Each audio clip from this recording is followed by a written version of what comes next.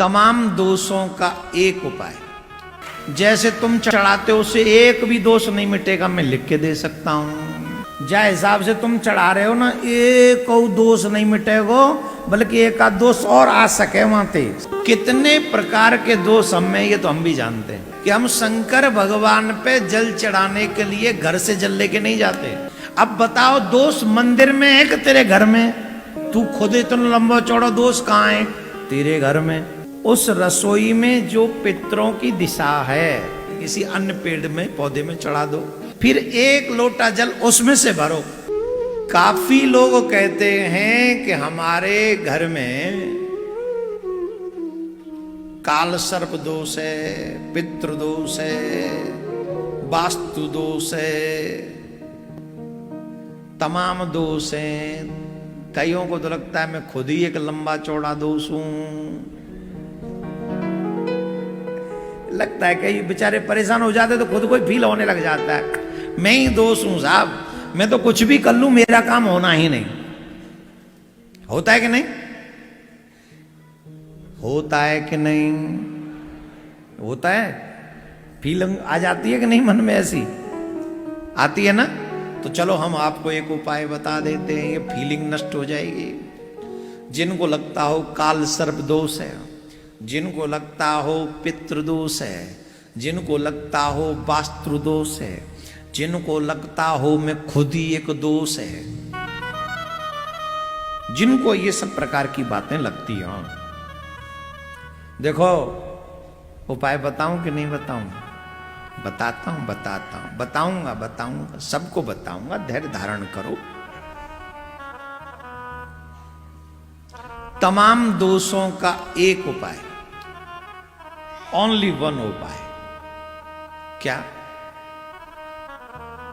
शिव जी पे एक लोटा जल चढ़ाओ।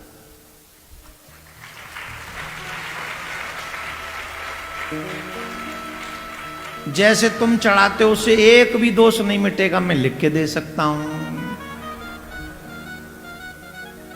जै हिसाब से तुम चढ़ा रहे हो ना, एक और दोष नहीं मिटेगा, बल्कि एक आध दोष और आ सके वहां ते। शिव जी की बगल में थे, ऐसा के कोई ऊपर लो दोष आ जाए, नीचे तमाम दोष हैं। वहां भी तो तमाम भूत प्रेत पिशाच रहते हैं। कितने तगड़े आलसी हो तुम लोग। सुनो ना, काय आलसी के लिए बजा रही हो? सुनो उपाय सुनो। कितने प्रकार के दोष हम में, ये तो हम भी जानते हैं। एक दोष ये भी है कि हम शंकर भगवान पे जल चढ़ाने के लिए घर से जल लेके नहीं जाते। मंदिर में ही नल चलायो, लोटा भरे और चढ़ाया है। मंदिर में जल भरो और वहीं ते वहीं चढ़ाया है। शंकर भगवान बोला मेरा मुझको अर्पण क्या लागे तेरा।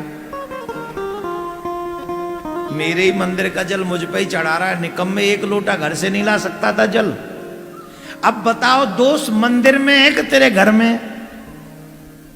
पितृदोष कहां है? तेरे घर में। काल सर्प दोष कहां है? तेरे घर में। वास्तु दोष कहां है? तेरे घर में। तू खुद इतना लंबा चौड़ा दोष कहां है?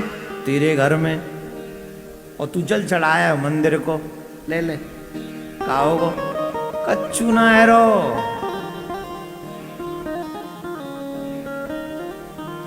जो इन सभी दोषों की निवृत्ति चाहते हैं, उन सभी लोगों को एक लोटा जल अपने घर से भर के लेके जाना चाहिए।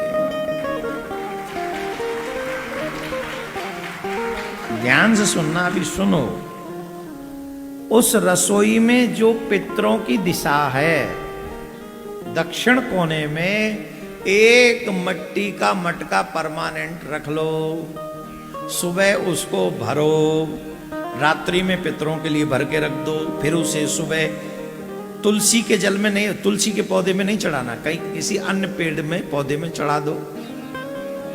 और फिर उसे भरो, भर के उस जगह पे रखो। फिर एक लोटा जल उसमें से भरो।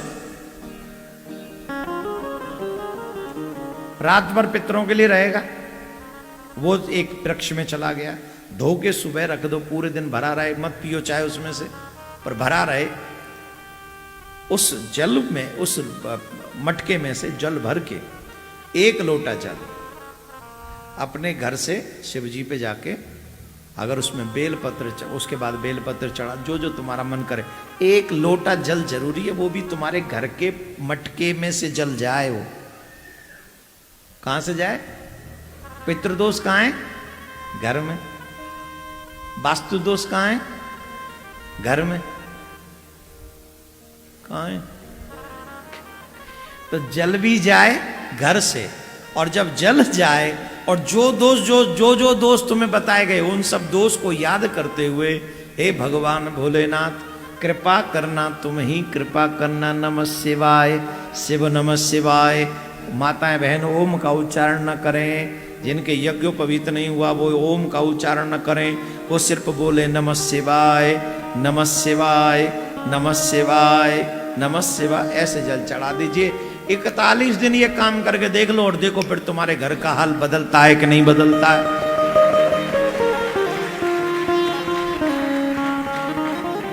ऐसे यूं चुटकियों में माहौल बदलने लग जाएगा कि जो तू दोष है ना, तू गुण में दिखने लग जाएगा, तेरे घर में हल्कापन नजर आने लग जाएगा, घर में खुशियां आने लग जाएंगी।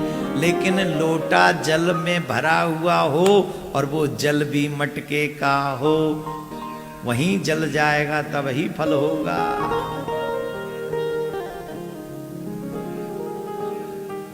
मानो न मानो खुशी आपकी, हम तो ब्रजवासी कथा तुमको यूं ही गाएंगे।